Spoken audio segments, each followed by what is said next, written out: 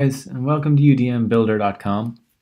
If you're seeing this on YouTube, you should probably swing on over to our website and follow through on this tutorial on creating your first profile. So in front of you there is a button to create a new profile. This will be pretty standard every time, or any other time you do it. So here we have a blank template. There's a number of other templates you can check out, but I'm just going to walk you through some of the most important things with building up a profile.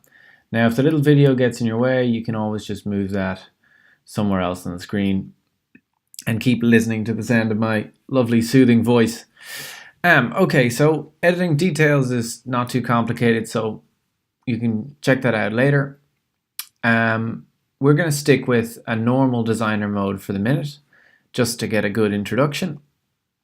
And let's have a look by clicking the preview button here at what we have so far. So this is what we have so far, just Facebook, Google, a few things here, and you can see they map down here, and if I click, I'm going to get the URL, no problem, all correctly built out.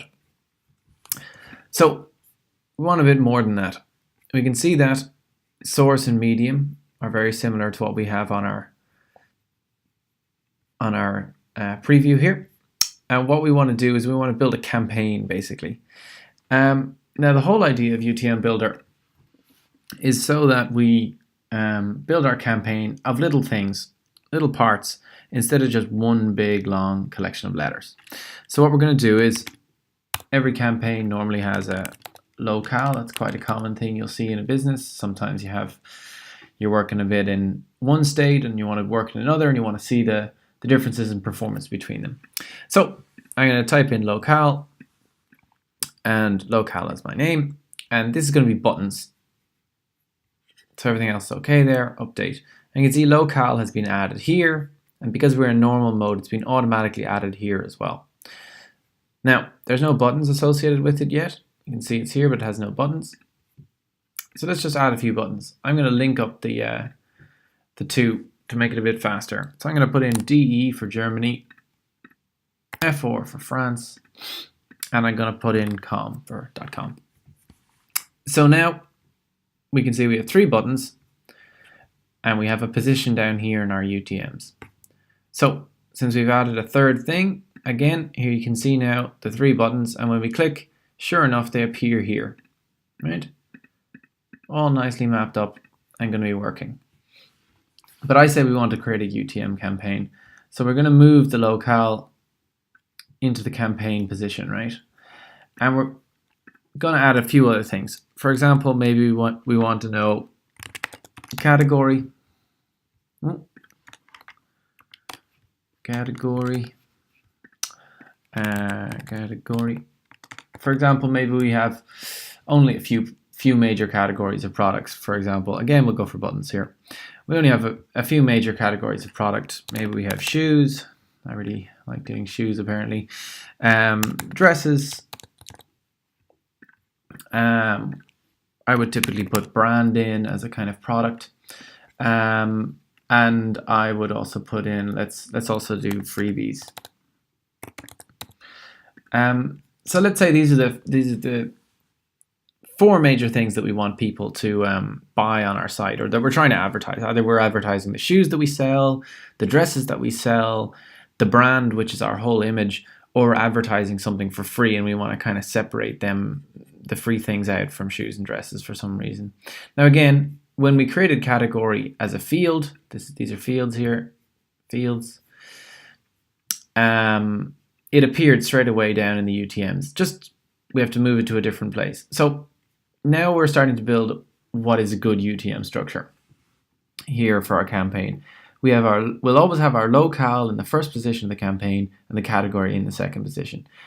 This becomes really important as we try and scale a business, and for a lot of other reasons to do with channel grouping, etc., and organizing our data when it comes back to us via whatever event tracking we're using. For example, Google Analytics or PVIC or Adobe or Snowplow or any number of things. And you can see very quickly we now have like our few buttons, and you can see it's a very nice user interface for those people who are using this on a day-to-day basis. They don't need to think of complex campaign names. They simply need to click the collection of things that apply to the link they're doing right now. They're going to place a link on Facebook. That's going to make it social organic. They're posting it for the .com website, and they're going to be advertising address. But let's add one or two more things as well, just for the sake of it. Let's say as well as category, we also just want to know. Let me think.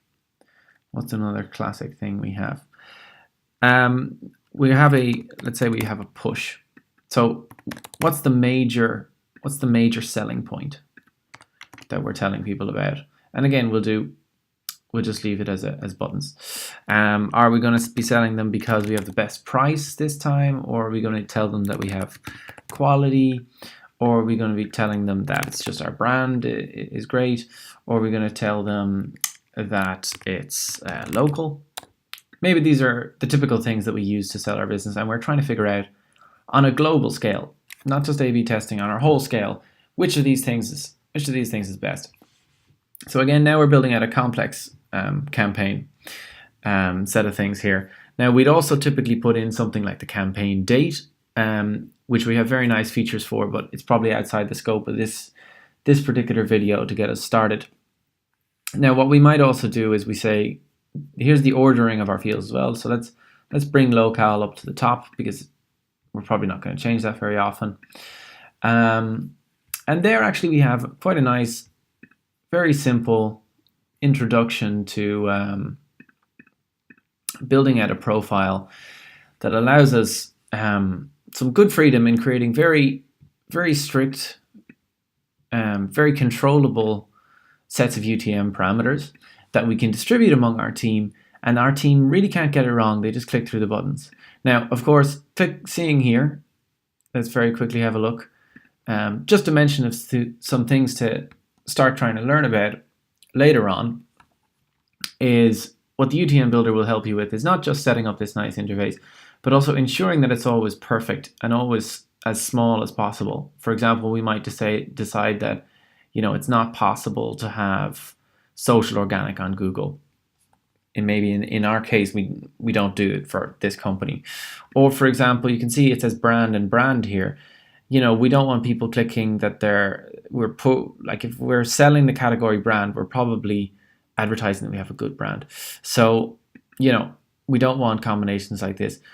The UTM-Builder in advanced mode will allow us to fix all of those sort of things, hide any unnecessary fields, and basically us or you as the curator of your account will be able to decide for your entire team what's the best mechanism of creating your UTMs, which will then be perfect every time, have as much information as you can stick in them, and most importantly, actually be overall faster than any other mechanism for building complex UTMs like this. Okay, so that's our introduction to UTMs. As you can see over here, it's as simple as then clicking save once you've signed up. So I've obviously already signed up, and now from now on you can access that via your dashboard, or indeed via the Chrome extension if you have that installed, which you can find here. And any links you create with that will be stored into your history. Okay, so I hope that helps you get going. Look out for any sort of tooltips and check out the documentation, because all of those things will really help you. And if you're in any doubt, just email us. You'll find our email all over our website. So good luck and get tagging.